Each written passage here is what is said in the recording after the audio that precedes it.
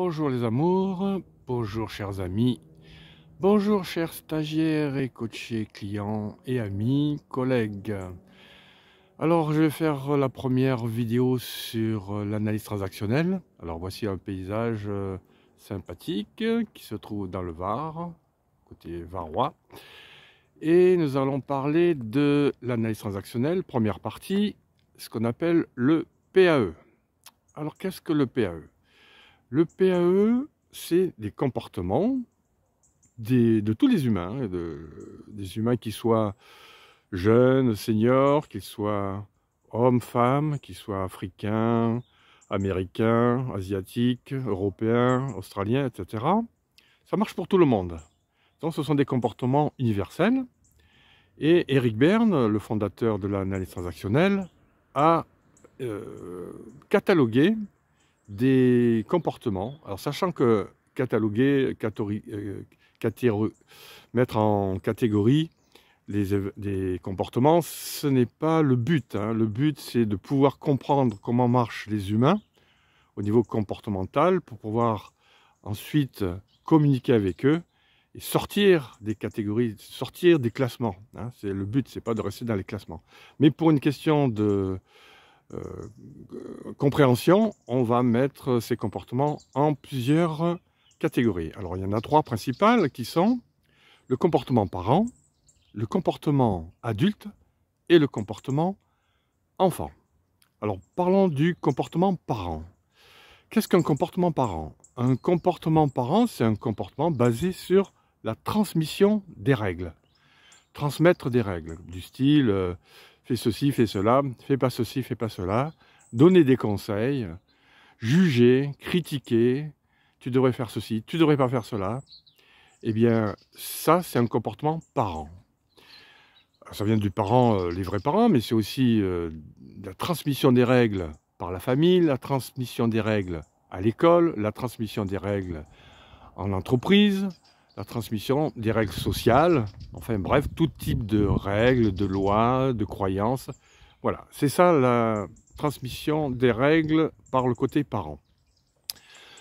Dans le côté parent, il y a plusieurs types de parents. Alors on va parler de parents normatifs ou persécuteurs, c'est-à-dire ceux qui transmettent des lois ou des règles de façon adaptée à la situation, de façon modérée, on appelle ça parents normatifs, qui transmet les règles de façon normale, normative.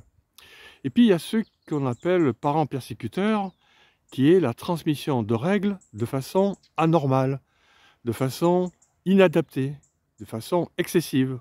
Toi, tu dois faire ceci, pas cela, et puis tu es un imbécile, etc. Enfin, quelqu'un qui a tendance à critiquer, envoyer ses règles à lui, et qui ne s'occupe pas trop bien des règles des autres.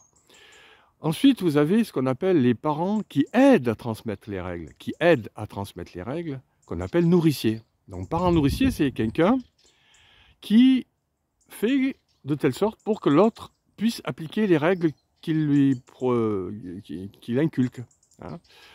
En entreprise, par exemple, ce sont les tuteurs, les formateurs, les parrains, le parrainage, tout ça, tutorat, qui fait que on peut transmettre des règles de travail.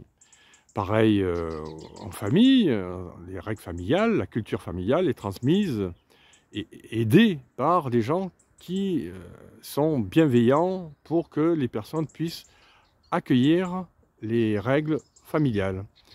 Et pareil pour le scolaire, etc. Et quand on est trop nourricier, on appelle ça sauveur. C'est-à-dire, ce sont des gens qui sont dans l'excès d'aide, qui aident trop, et en plus qui aident en prenant la responsabilité des autres, les autres qui ne peuvent pas faire par eux-mêmes l'exécution des règles. Donc, ils ont peur que cet autrui applique mal les règles, alors ils vont aider excessivement, voire prendre leur place. On appelle ça sauveur, parent sauveur. Voilà pour le côté parent. Voyons maintenant le côté adulte. Le côté adulte, c'est le comportement basé sur la logique, sur le raisonnement, sur l'analyse, sur la réflexion, sur la gestion. Les gens qui sont logiques, et qui essayent d'avoir des données factuelles pour pouvoir travailler, pour pouvoir agir dans la vie, qui essayent de s'enrichir en données factuelles avant d'agir, eh bien, ils sont dans la réflexion de ces données avant d'agir, et hop, une fois qu'ils ont les données en main, les informations en main, ils agissent. Donc ça, c'est ce qu'on appelle le parent adulte. On le nomme aussi ordinateur. Parent ordinateur, comme un ordinateur, il gère les données avec le stockage des données, le tri des données, la sélection des données, la création de données, la suppression de données. Alors les données, ce sont des messages qui rentrent dans le cerveau, qui sortent. Alors quand ils sortent, c'est le côté parent. Qui sont supprimés, qui sont ajoutés, qui sont créés, etc. Pour le côté enfant maintenant. Le côté enfant, ce sont des comportements basés sur l'expression des sentiments, l'expression des ressentis, l'expression des sensations, l'expression des émotions. Donc, 4 émotions de base que l'on a vues déjà dans d'autres vidéos. La peur, l'angoisse, la peur, la colère, la tristesse et la joie. Les sensations, c'est les sensations physiques de nos capteurs physiques, visuels, auditifs, kinesthésiques, olfactifs, gustatifs, voire intuitifs aussi, ce qu'on appelle le 6e sens. Eh bien, lorsqu'on fait appel à ces sens, à ces sentiments, alors les sentiments, ce sont la jalousie, l'angoisse, ce sont des émotions durables, comme on a vu déjà dans d'autres vidéos. Eh bien, lorsqu'on fait appel à l'expression des sentiments, on dit qu'on est enfant libre. Enfant libre, c'est quelqu'un qui exprime de la joie, qui exprime de la tristesse, de la peur, de la colère, mais de façon adaptée, de façon normale, de façon utile pour les autres et pour soi-même. Voilà pour ce qui est de l'enfant libre. Alors quand quelqu'un est trop expressif, trop réactif, on dit qu'il est rebelle. Quelqu'un qui est trop joyeux ou trop anxieux, trop angoissé, trop peureux, trop colérique, eh bien on dit qu'il est enfant rebelle. C'est quelqu'un qui a tendance à exprimer des sentiments de façon excessive et inadaptée, qui est dans le mode réactif, Et ça empêche la bonne communication et ça empêche la bonne démarche des activités humaines lorsqu'on est un peu trop dans le côté rebelle. Alors tout ce que je raconte là, effectivement, c'est positif dans certaines situations, hein, mais il faut faire attention de ne pas être dans l'excès, parce que lorsqu'on est dans l'excès, on finit par se nuire à soi-même et nuire aux autres. Ensuite, il y a ce qu'on appelle les enfants qui n'expriment pas leurs sentiments ou qui les expriment à l'intérieur d'eux, c'est-à-dire qu'ils n'expriment pas vers l'extérieur. Ils sont plutôt introvertis plutôt qu'extravertis. Ils n'osent pas exprimer les sentiments vers l'extérieur, qui ne sont pas assez affirmés pour exprimer des sentiments vers l'extérieur. On dit que ce sont des enfants intégrés lorsqu'ils font ça de façon adaptée et soumis lorsqu'ils sont vraiment trop intériorisés. Ils n'expriment pas du tout de sentiments, qui ont peur d'exprimer leurs sentiments.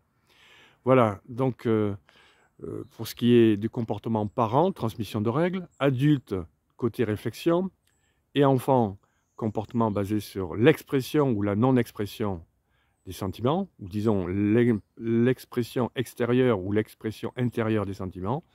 On a vu, voilà, ainsi ces premiers éléments de l'analyse transactionnelle qu'on appelle le PAE. Voilà, cette vidéo est terminée. J'espère qu'elle vous rappellera certains éléments que vous avez peut-être vu déjà auparavant. Pour les autres qui ne connaissent pas l'analyse transactionnelle, j'espère qu'ils pourront utiliser ces éléments et approfondir ces éléments en regardant des vidéos à ce sujet ou en consultant des livres ou en étant formé sur l'analyse transactionnelle. Et ainsi, ça vous permettra de mieux communiquer, mieux comprendre comment marchent les humains. Alors recherchez pour terminer, quand est-ce que vous êtes parent, quand est-ce que vous êtes adulte, quand est-ce que vous êtes enfant. Regardez autour de vous à partir de maintenant. Essayez de voir un peu comment ça se passe en regardant la télé, en regardant les gens que vous observez, un café de terrasse ou par vous-même. Et ainsi, ça vous permettra de mieux appréhender ces comportements et d'essayer de voir comment vous pouvez réagir, vous, face à ces comportements. Voilà, je suis content d'avoir fait cette vidéo avec vous, ou pour vous. Je vous souhaite une bonne matinée si c'est le matin pour vous, une bonne après-midi si c'est l'après-midi pour vous, et une bonne soirée si c'est le soir pour vous. C'était Soigny, à très bientôt.